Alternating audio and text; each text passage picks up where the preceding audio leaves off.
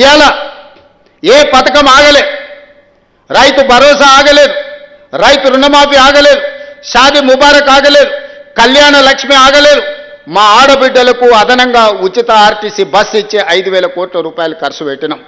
ఇవాళ దొడ్డు బియ్యం ఇస్తే మిల్లర్లు కొంతమంది దళారులు దోసుకుంటుంటే ఇవాళ ప్రతి పేదవాడికి ప్రతి మనిషికి 3,10,00,000 మందికి సన్న బియ్యం ప్రతి మనిషికి 6 కిలోల చొప్పున 3 కోట్ల మందికి ఇవాళ సన్న బియ్యం ఇస్తున్నాం.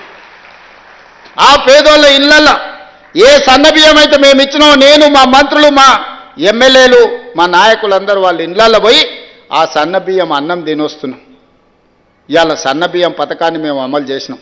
200 యూనిట్లు ఉచితంగా ప్రతి పేదవాడికి ఇచ్చినాం.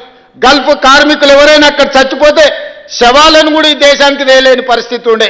ఇవాళ శవాలను తేవడమే కాదు 5 లక్షల రూపాయల కుటుంబాలను ఆదుకోవడానికి ఇస్తున్నాం. వాళ్ళ పిల్లల చదువులకు ఆదుకున్నాం.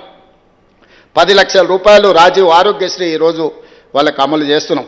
గిగ్ వర్కర్లు ఎక్కడైనా చచ్చిపోతే ఏదైనా ప్రమాదం జరిగితే 5 లక్షల రూపాయలు ఈరోజు వాళ్ళని ఆదుకోవడానికి వాళ్ళకు ప్రమాద బీమా పథకాన్ని కూడా ఇవాళ గిగ్ వర్కర్ల కోసం తీసుకొచ్చి పెట్టినాం. నేను అడుగుతున్న ఇవాళ మీరు ఆలోచన చేయండి.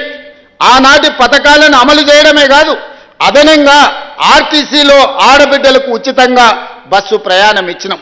500 రూపాయలకే సిలిండర్ ఇచ్చినాం. ఈరోజు సన్న బియ్యం పథకాన్ని అమలు చేసినాం. ఇట్లా చెప్పుకుంటూ పోతే ప్రతి పథకాన్ని ఈరోజు రాష్ట్ర ప్రభుత్వం అమలు చేసింది. 60,000 ప్రభుత్వ ఉద్యోగాలు మొదటి సంవత్సరంలోనే నియామకాలు చేపట్టిన రాష్ట్రం ఈ దేశంలోనే తెలంగాణ రాష్ట్రం. స్వతంత్రం వచ్చినప్పటి నుంచి ఈ రోజు వరకు ఏ రాష్ట్రం కూడా మొదటి సంవత్సరంలోనే 60,000 ప్రభుత్వ ఉద్యోగాలు ఇచ్చిన రాష్ట్రం ఏదైనా ఉంటే ఇంక్లూడింగ్ నరేంద్ర మోడీ గారు గుజరాత్ రాష్ట్రంలో ఉన్నా కూడా నేను సవాల్ చేస్తున్నా, మాతో పోటీ పడమనుండి మేము ప్రతి డిపార్ట్మెంట్లో ఇచ్చిన ప్రతి ఉద్యోగం యొక్క వివరాలు ఇస్తాను. 60,000 ఉద్యోగాలు ప్రభుత్వంలో నియామకాలు చేపట్టి మేము ఈరోజు నిరుద్యోగ యువకుల పట్ల ఒక సానుభూతితో మా ప్రభుత్వం ముందుకు వెళ్తుంది. ఇన్ని చేసినా ఇవి సరిపోతాయంటే సరిపోవు. నాకు తెలుసు ఇంకా సమస్యలు ఉన్నారు, బాధలు ఉన్నారు, కార్మికుల కష్టాలు ఉన్నాయి. ఇవన్నిటిని కూడా తీరవాలంటే కొంత సమయం కావాలి. విధ్వంసం జరిగింది, ఆర్థిక నేరగాళ్ళలాగా ఆర్థిక ఉగ్రవాదం జరిగింది. ఈ దేశంలో ఈ రాష్ట్రంలో పేదవాడు మరింత పేదవాడైంది. కానీ ఆయన గారి కుటుంబానికి టీవీలు వచ్చినాయి, పేపర్లు వచ్చినాయి, ఫామ్ హౌజులు వచ్చినాయి, వ్యాపారాలు వచ్చినాయి, 1,000 కోట్ల రూపాయల ఆదాయం వచ్చింది. మనందరం దివాలా తీస్తాం ఎట్లా? 72,000 కోట్ల రూపాయల అప్పులున్న తెలంగాణ రాష్ట్రం 8,29,000 కోట్ల రూపాయల అప్పులకెట్లా పోతుంది? ఆయనకు మాత్రం టీవీలు, పేపర్లు, ఫామ్ హౌజులు 1,000 కోట్ల రూపాయల పెట్టుబడులు వచ్చినాయంటే ఏం జరిగిందో తెలంగాణ రాష్ట్రంలో మీరు ఒక్కసారి ఆలోచన చెయ్యండి. ఇన్ని తప్పులు చేసి మళ్ళా వచ్చి చెప్తున్నాడు నాకు ఇవ్వండి, నా చేతికి ఇస్తే చక్కదిద్దుతాను. 10 ఏళ్ళు ఇచ్చిండ్రు, ఏమెలుగా పెట్టిండ్రు వారు మీరు ఒకసారి ఆలోచన చేయండి. 10 ఏళ్ళ కనీసం మీరు బయటకు వచ్చి చెప్పుకునే అవకాశం అన్ని ఇచ్చిండ్రా? ఏ ధర్నా చౌక్లో ఉద్యమం జరిగి ధర్నాలు జరిగి ఇదే పొన్నం ప్రభాకర్ గారు ఎంపీలుగా ధర్నా చౌక్లో నిరాహార దీక్ష చేసి తెలంగాణ రాష్ట్రం తెస్తే ఆ ధర్నా చౌకునే వస్తేనే మూత వేసిండు కదా. మళ్ళీ మనం వస్తేనే ధర్నా చౌక్ తెరిస్తే వాళ్ళ కుటుంబం అంతా ధర్నాకు వచ్చిండ్రు కదా. తెలంగాణ రాష్ట్రంలో కనీసం ఇక్కడ ఉన్నోళ్ళు మీ ఫోన్లలో మీరు మాట్లాడుకునే స్వేచ్ఛ అయితే వచ్చింది కదనే. గతంలో ఎప్పుడైనా మీరు ధైర్యంగా ఎవరితోనైనా మీ ఫోన్లలో మీరు మాట్లాడుకుర్రా? కుటుంబ సభ్యులతోనైనా మీరు స్వేచ్ఛగా ఫోన్లలో మాట్లాడుకునే పరిస్థితి ఉండే నా 10 సంవత్సరాలలో?